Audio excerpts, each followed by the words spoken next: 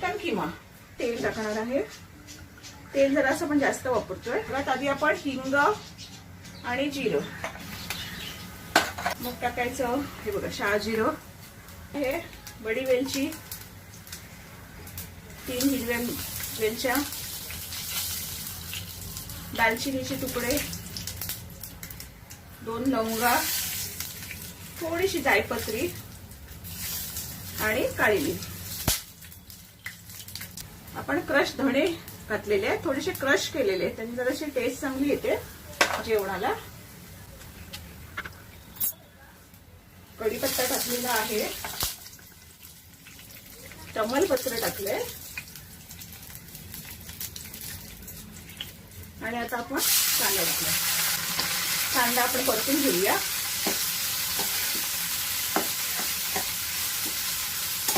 Gas मोठा करून आलं लसूण मिरची कोथिंबीरची पेस्ट टाकली आहे.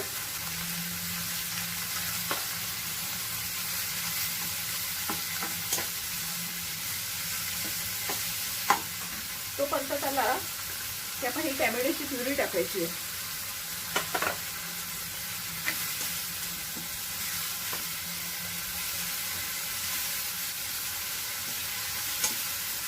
गॅस कमी केलाय.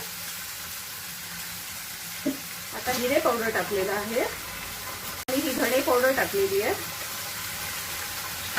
आणि लाल तिखट, ही हळद टाकली थोडी.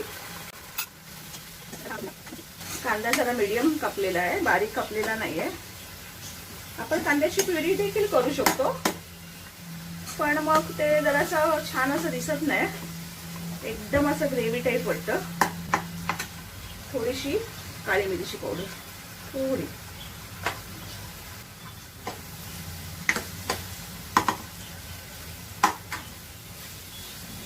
आपण आता खिमा टाकायचा आहे.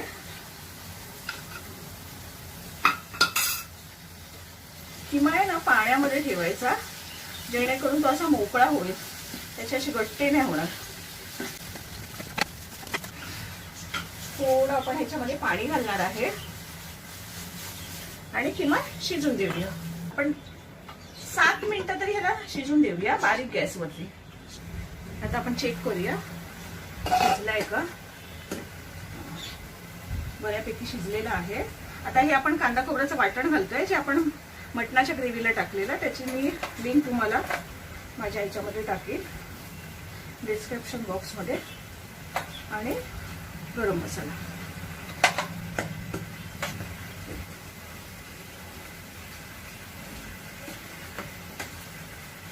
आणि आता परत आपण थोडंसं त्याला त्यासाठी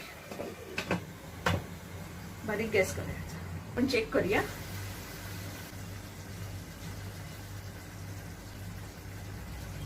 एक चमचा मी मीठ टाकलेला आहे.